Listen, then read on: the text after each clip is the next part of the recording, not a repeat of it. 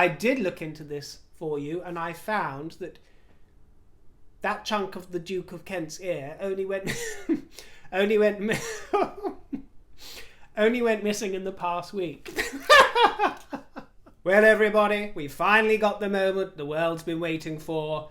Cambridge v Sussex. The two houses merged together today for their first public outing at St Paul's Cathedral for the Thanksgiving service. And oh, I was so pleased that it went very well. It was a beautiful service. The Queen was missed, of course, but the rest of the family did her very proud, and it still felt like a full-bodied offering to Her Majesty and, of course, to God.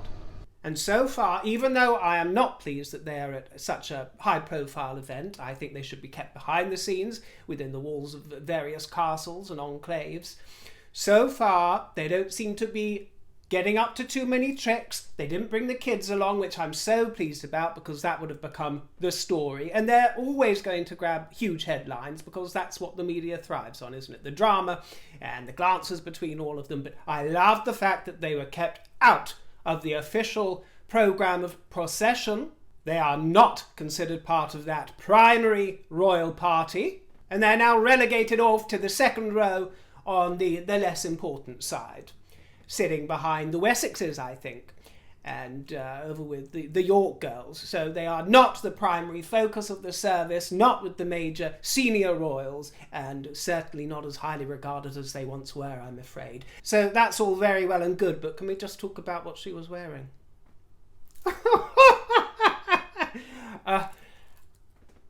How do I broach this subject without being utterly unkind?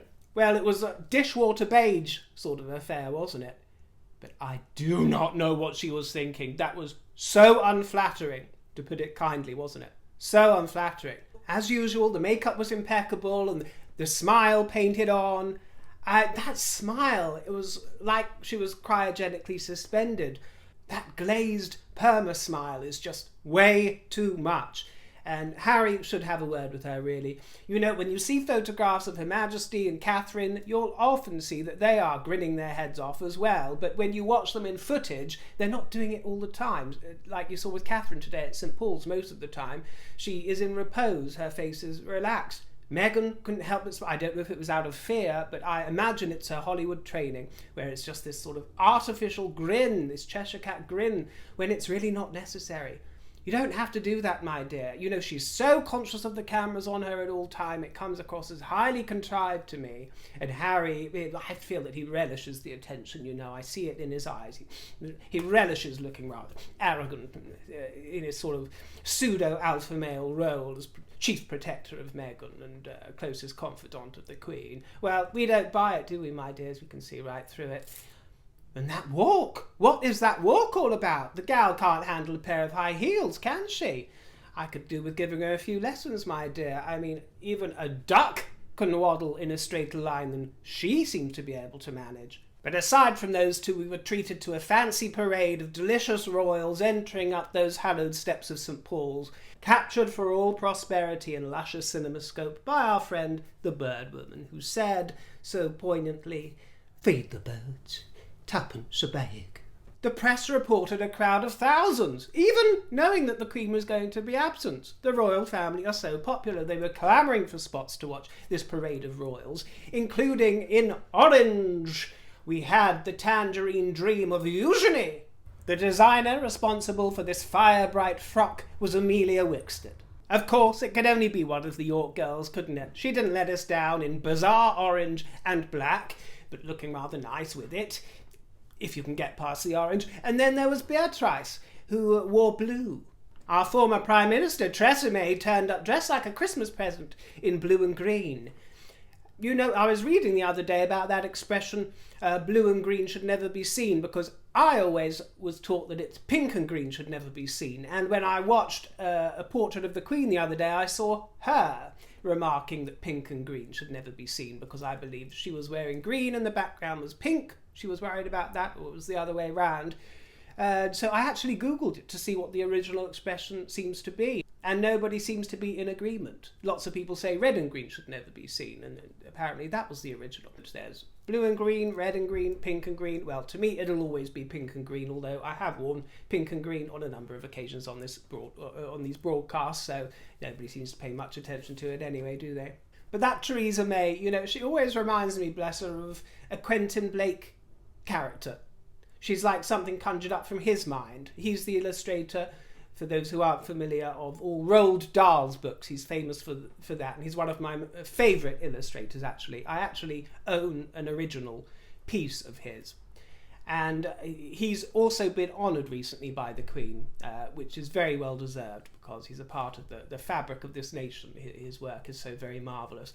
But she reminds me of his characters. I think it's because when we see her doing her very deep, awkward curtsies to the Queen, she's very reverential and deferential to the Queen. There's something about the Quentin Blake characters, the way he does the nostrils and the sort of snivelling wretch looks and characters that he does. It reminds me of her. She's almost like one of the witches at one of those conferences, snivelling and grovelling to the Grand High Witch.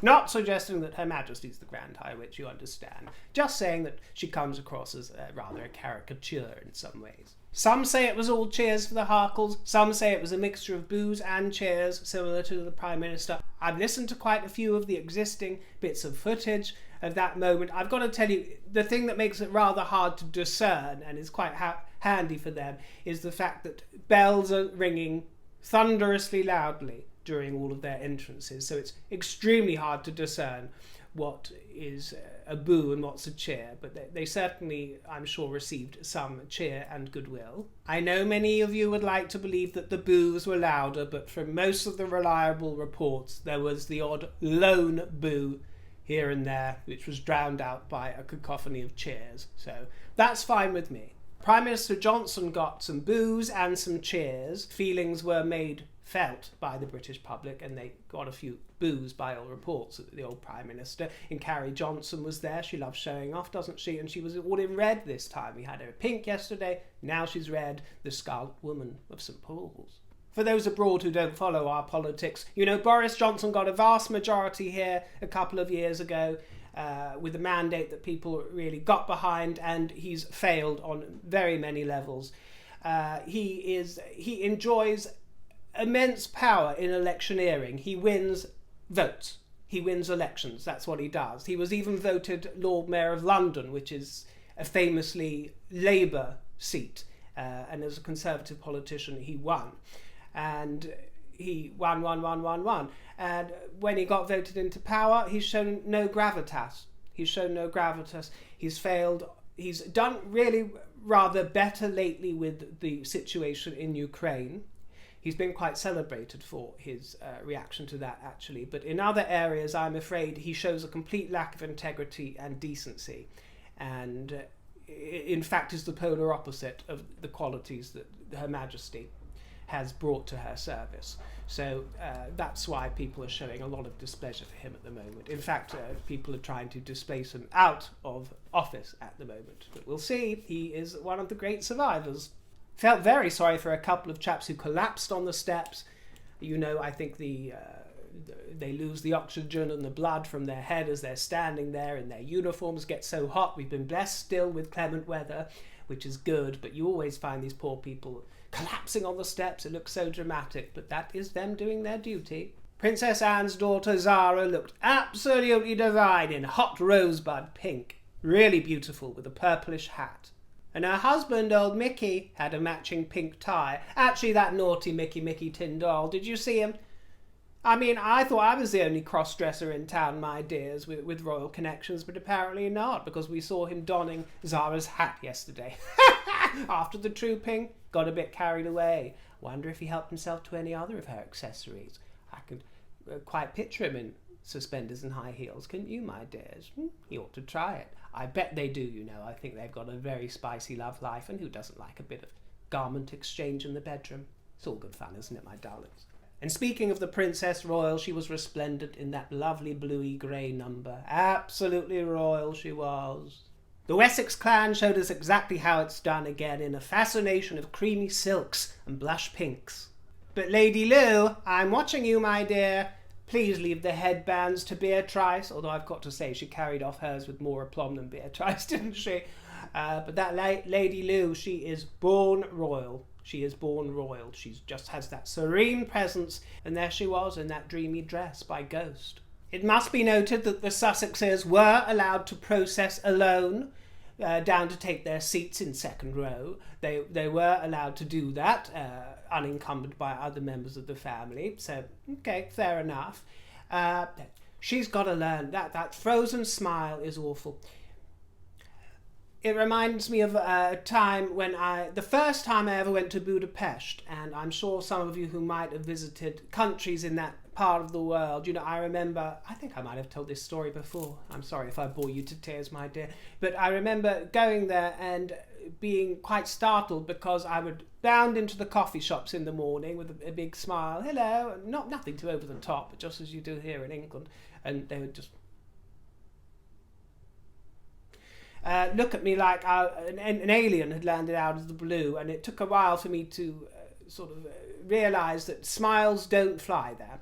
Smiles don't fly, and it also made me learn that smiles are very unnatural, and we are socialised into doing them, and some societies are more used to them than others, and some reject them and show their warmth in other ways. For example, countries like Hungary that were involved in the Cold War, and apparently what I'm told by Hungarian friends is that it invokes a feeling of suspicion somewhere deep in their soul, because they think, what's he or she grinning at? It's not natural.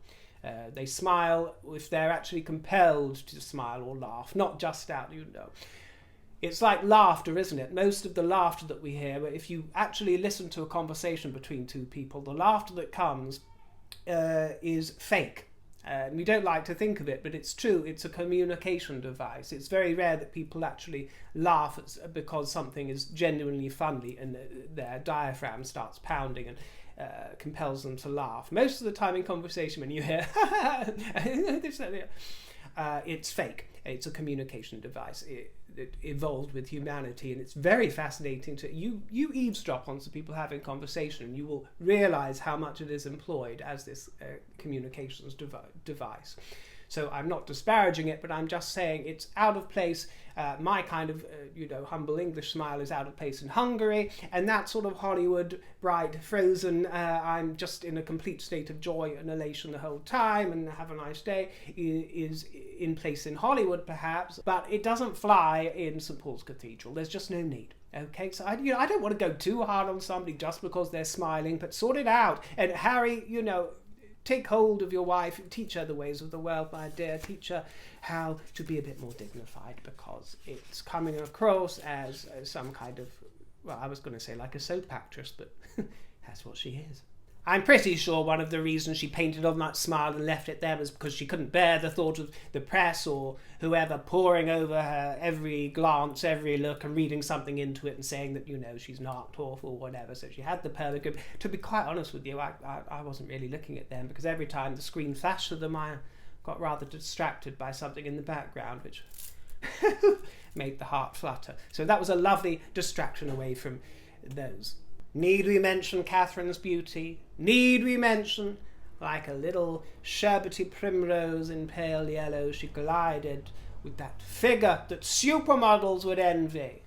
She glided in this sorbet confection next to her tall big Willie, and in that beautiful hat, that Philip Tracy hat with no little impy children to distract her. Camilla was delicious in that ivory gold coat dress designed by Fiona Clare. There's something about Camilla, and you won't get this unless you're as scrutinising as I am, but there's something about her mouth that reminds me of Julie Andrews. We got a glimpse of Julie Andrews yesterday, and we're going to get another one tomorrow, I think, for Party at the Palace. But there's something about Julie Andrews' mouth expression. She does something like a sort of downturned expression on her face. I'll see if I can find a photo. And Camilla does it as well. And it's just, sometimes when a little glimpse of a portion of a facial expression makes a connection somewhere, well, there's something about that mouth that reminds me of Julie Andrews, which can only be a good thing. Charles was very good. He is in danger of looking a bit too mournful and sorrowful at some of these events. It seems to be a running theme, and it's just his face. He always has a slight look of consternation when he's not in humour. But I suppose there's not that much he can do about that. You know what I find charming about Charles? I was watching footage of him as a bairn going back centuries, and he has the same waddle now at the age of 73 or 72, whatever he is. He has the same slight waddle. It's almost like not a limp, but there's a sort of what do they call it in the hood, trademark swagger or trademark limp that he has, that he always had, where he kind of, one of his hands sort of slightly touches his leg, and there's a sort of, I can't describe it, but you know it if you see it, but he's had it all the time going back to when he was 2 years old, and it's quite sweet to see, I've got to tell you. I've got a lot of affection for the Cornwalls. And he blew a very sweet kiss to his daughter-in-law, Catherine, as well, which was lovely. Kiss me, Kate. It has been noted that these events, similar to the state opening of Parliament, where Charles is taking the reign and we're seeing this new generation come up ready to take over, you know, it is noted that really it's acting in a way as a shock absorber for the transition that is inevitable over the next few years.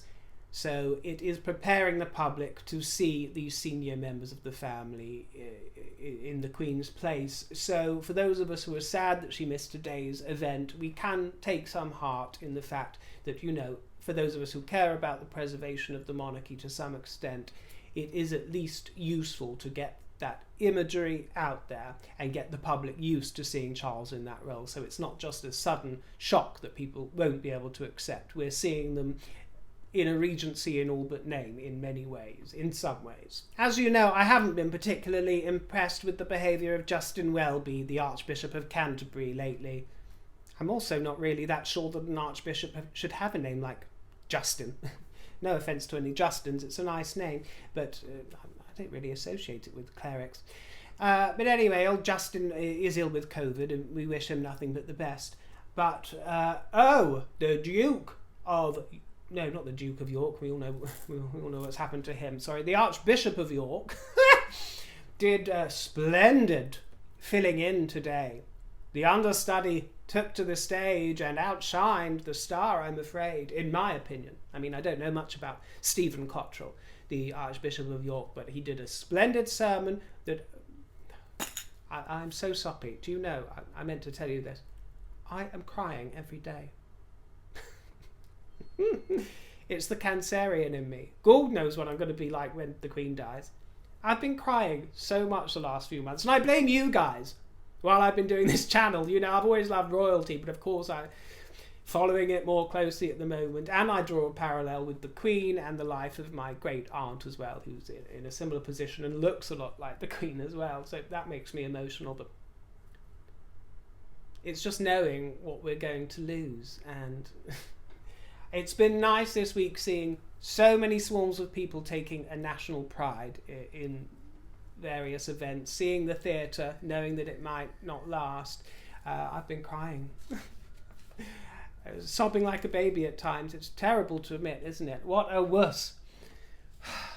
But he gave a wonderful sermon about her life. There were some wise words for the Hackles in it, about the true meaning of service, and also good words about how the Christian faith inspires her every move and how she turns to it for all her wisdom, for all her advice. That is who she turns to first and foremost, Jesus Christ.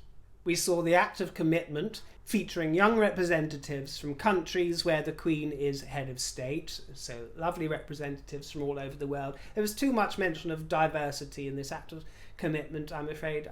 I don't think that it needs to be spoken of, but I guess they have a balance where they have to appease the woke crew and not.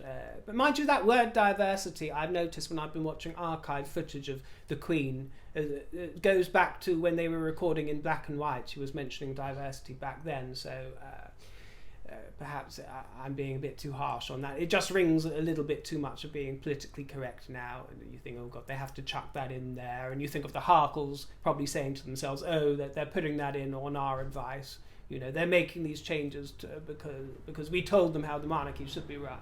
Well, no, I don't think so, my dear. But, you know, it was a nice thought. As for yesterday, when we saw the Hackles in the window at Trooping the Colour, everyone wanted to know the gossip from backstage, how they got on with the rest of the family. Now, I'm pretty sure that they got on well, because I know that the rest of the family are extremely gracious, and we saw them having a laugh with the kids, you know, Aunt Nutmeg and Uncle Has-Been, having a good old giggle, so they were gracious with them. And we saw them with the Duke of Kent, who is exemplary and is the polar opposite of everything undutiful that Harry stands for. But we saw them having an natter with him. I'm sure most of them were cordial and polite behind the scenes, if not warm. Piers Morgan, of course, is up to his old tricks trying to cause trouble. Now, I will say he does have good sources. He's quite cosy with Camilla, actually. Not that she'd ever betray any confidences, but he's cosy with her. He's a real royalist. He claims to have sources that told him that the alleged atmosphere after that Trooping the Colour, and I believe they went on to have a private lunch, was frosty and tense. He said the rest of the family went into the garden and were walking around, and the Hackles just disappeared. So there is already a lot of tension there. The only glue, it seems, in this whole tension is the Queen, and she's not going to be there. So he seemed to suggest that they needed the Queen there to sort of temper relationships between everybody else. But I'm not sure how true that is, and if the Hackles did withdraw somewhere else, it was probably to the powder room. I do think it's utterly delicious that the Hackles have not had the opportunity to be photographed near the Queen, and I do understand that is very much subject to change, and I'm sure they might hustle some photographs with the Lilibet while they're there. But so far, they haven't had that opportunity, and that includes at St Paul's today. They didn't have that opportunity, did they, to be linked at an event with the Queen, so that's rather delicious. And as for the balcony event on Sunday, you know it's my great fear that they'll rock up there, but what I'm hearing are whispers, and this would be so wonderful if it's true, and I think it is the right thing to do. The whispers are that on that balcony there will be the Queen and her 3 heirs to the throne. Only. We'll see. I don't know if that's going to pan out, but that would be my dearest wish. I think it would be a wonderfully strong image to end Her Majesty's Jubilee, and possibly the final Jubilee of all time. To have, you know, the present and the future monarchs just there, solid. What a wonderful image that would be, to say, you know, royalty remains. Royalty remains. But, you know, fingers crossed. Mischievous Mr. Morgan posted some photographs of the Cambridge clan saying, "Is this when Auntie Meghan arrived?" Lip readers have been giving us some insight onto the Queen when she emerged onto the balcony. Apparently she said, "Incredible," and the Prince of Wales agreed, and they were shocked at the size of the crowds, and you can imagine the size of the crowds that she's seen throughout all of her reign. I mean, she's seen it all before, my dears, but apparently they were shocked and aghast because, you know, we're living in a modern world, a less deferential society, so we're told. And those streets were swarming, and they're going to be swarming up and down the country all weekend for the big Jubilee lunch. Everybody's going to be taken to their streets for street parties. For those that have asked, yes, I am attending a little villagey street party, which I'm very much looking forward to with family members. Most of the Jubilee celebrations that I'm doing, for those of you that are curious, take place at night, because I'm not one for daytime events, especially when I wasn't sure what the weather was going to be, so I didn't plan anything for daytime. My events have been taking place and will be taking place during the night. Which is always a bit more fun, isn't it? And then I have to come to you with a hangover. But yes, that, and I will be attending a traditional village street party, so I'm excited about that. But I'd never attend, you know, Party at the Palace or one of these, you know, I wouldn't be one of those camping outside St Paul's or anything, my dear.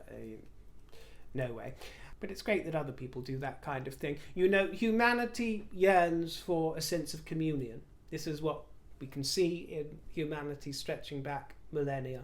It yearns for something to deify, you know, and the Queen is Queen Bee, and she represents the divine on earth, and that's why people flock to her and swarm to her. And you know what? It makes me think that there is some element of propaganda in some of the press that tells us that nobody wants the monarchy anymore, or at least that it's, you know, the balance is tipping one way or the other. And perhaps that is true, but everybody has been surprised and remarking on the fact that everybody's taking to this, the royal spirit, and Britain's really been getting behind them. From all creeds, colours, religions, races, they've been getting behind it and perhaps developing or reinforcing a love for the royal family. So it's been very heartwarming. We've seen so much splendour. You know that wonderful word, splendour? You don't see much that's splendid, do you?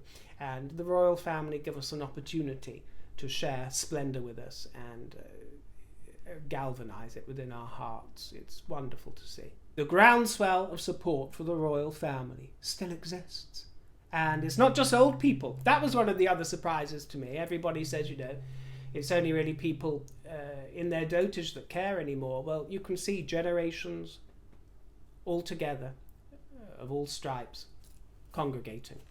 Even though the Queen's been suffering, she joined us again with an absolutely darling costume change, absolutely stunning. And with a fairy touch of that gloved hand, she touched that Commonwealth of Nations globe, which I've discussed with you before, and she gave it such an admiring glance because it is a thing of beauty that contains little tiny fragments of rock from the 4 highest points of our land.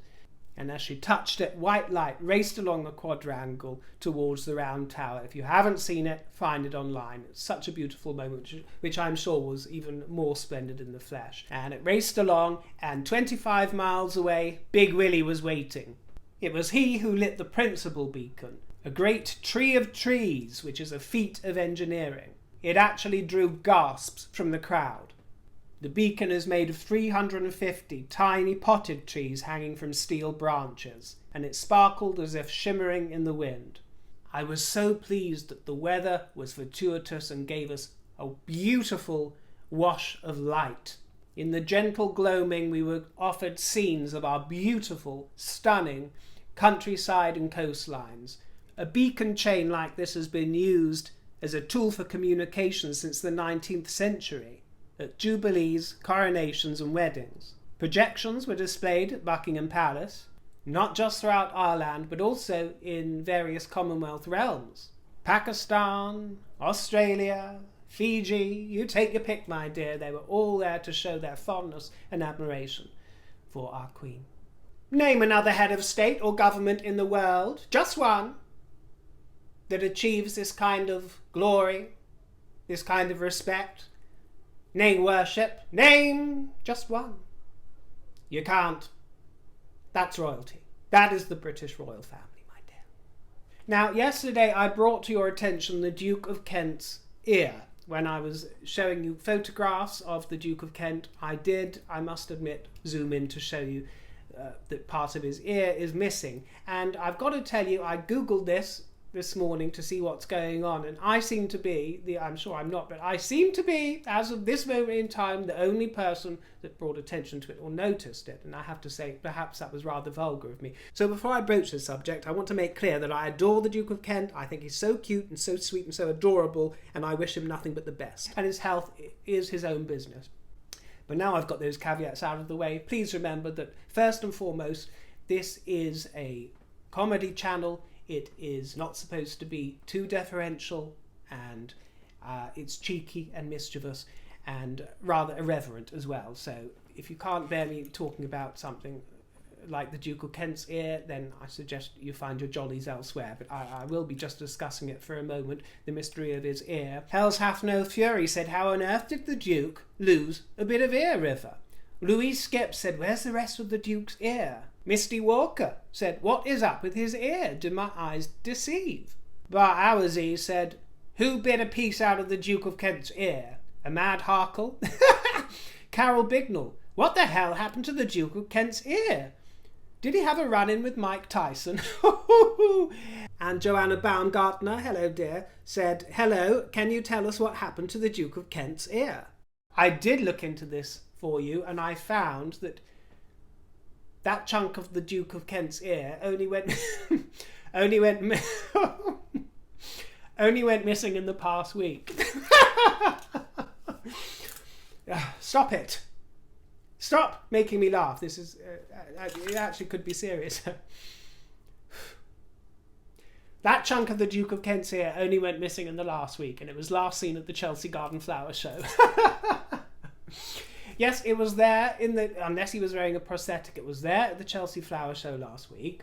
I mean, they say that the Hackles talk the ear off of everybody, but that's taking it a bit literally, isn't it? I hope they didn't take a bite out of his ear, and I hope it wasn't one of the corgis.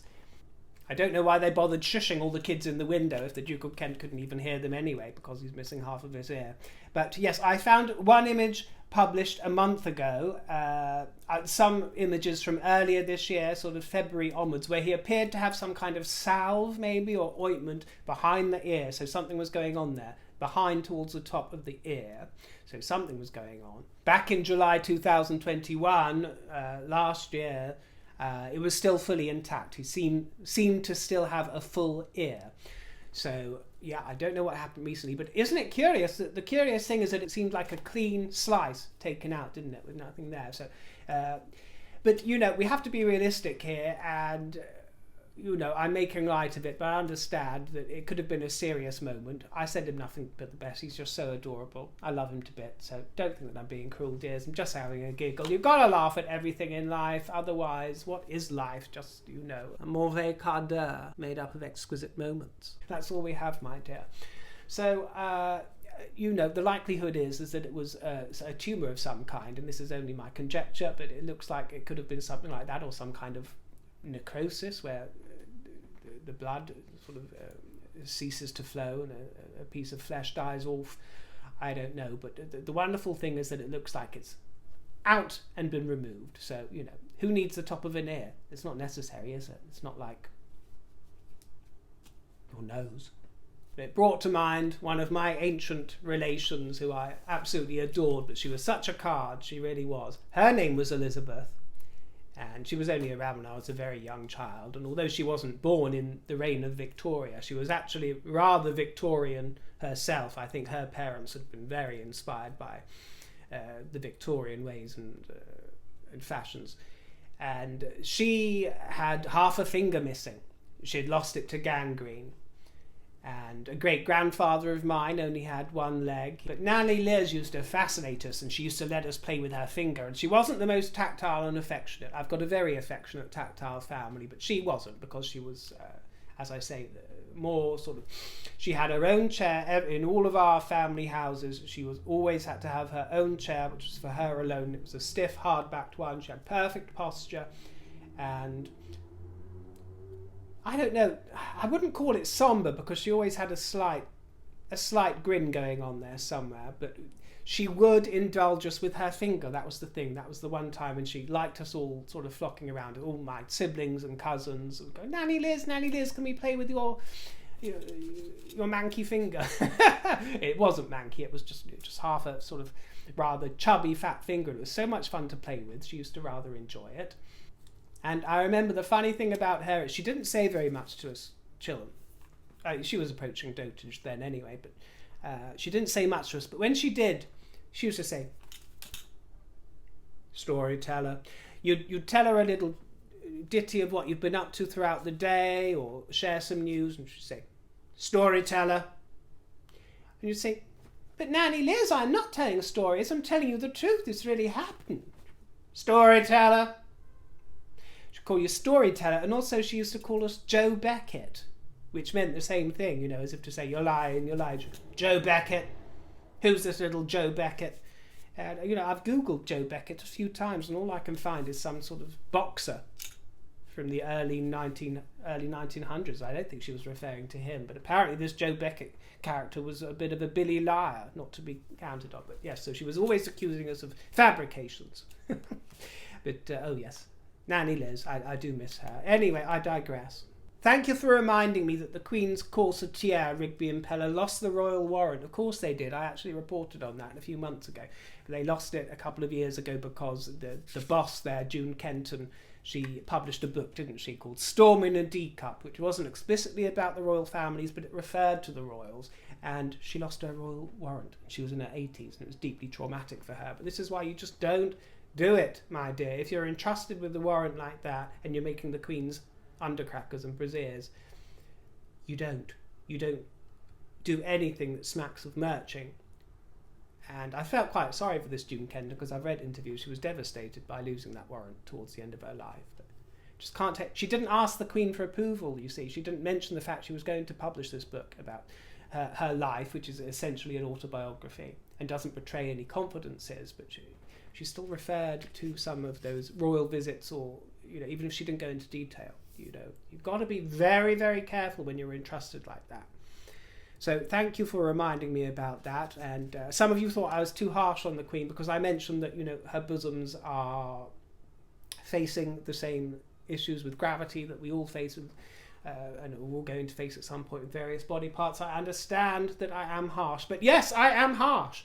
And the Queen has exacting standards. But it does seem as soon as Rigby and Pella lost the royal warrant, everything went south, literally. No, I'm sorry. There is no excuse. And I got a lovely, delicious comment from an 81-year-old who said, oh, you know, don't be so harsh on the Queen. I'm 81 years old and I let them all run free a few years ago. And I totally understand that, my dear. Of course I do. I understand that you want your freedom and let them all jiggle about, my dear, all that lovely jelly. And there's nothing wrong with that. But we are talking about the Queen of the United Kingdom here. And I do feel that it wouldn't be that difficult to just have a little temporary hoisting on public outings. Charles and Camilla made cameo appearances on a soap opera, a long-running soap opera called EastEnders here, and it was received well last night, although it took some criticism for being very cringeworthy, and of course lots of people loved it, and I felt the same. I felt it was somewhere in between. I cringed at some of the moments. Charles was more natural at sort of pretending they were playing themselves at a market stall, but I thought it was fun. I thought it was good-spirited. I'm glad they did it.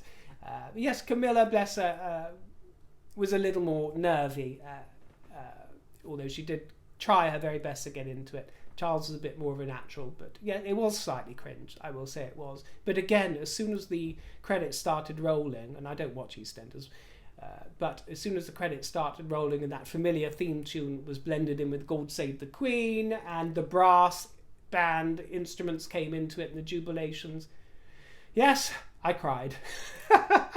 Such a ninny, aren't I? Yeah, it brought tears to my eyes because you saw the sort of street party of old. There's something about brass bands and the instruments that you don't really hear so much in modern life that just conjures up that feeling of post-war, cosy Britain. Nostalgic, yes, I'm guilty of nostalgia and a bit of sentimentality, but you know, the vision of because the pub that they have in this soap opera is called the Queen Victoria. It's a famous fictional pub, the Queen Vic, you know. It was, you know, it was sweet to have Prince Charles there, who's the 3 times great grandson of Queen Victoria, standing there, you know, supping their pints or whatever it was. So it was a nice, sweet little moment for the nation. I hope you're enjoying this season of jubilation wherever you are, my fruits, across the globe. You're all our friends. Stay royal, won't you? And, you know, even if you're not in a party of people or at a street party, even if you're alone, you can still enjoy all the fun. There's so much that's captured online that's shared with you. Just have to do a bit of Googling to find it, or look online, or YouTube has many of these events streamed live. So get into the spirit of it. Don your pearls, a few rhinestones, and sip a little gin and dubonnet or a cocktail, whatever suits you, whatever's your poison, my dear. Kick your feet up and enjoy. This is a time for celebration and for jubilation and deep appreciation of the Queen. So that's all there is to it. And I thank you so very much for joining me in the broadcast. I look forward to coming to you to help guide you through this platinum weekend. That sounds a bit grand, doesn't it, my dear? But you know, just to share a cup of tea with you and keep you company throughout proceedings. So I'll look forward to that, and I'll see you next time. And thanks to those of you who have sent me a little tip in the tip jar. If I made you chuckle and you'd like to do so, the link to that tip jar is in my description box below. And see you next time, darlings. Toodle pip.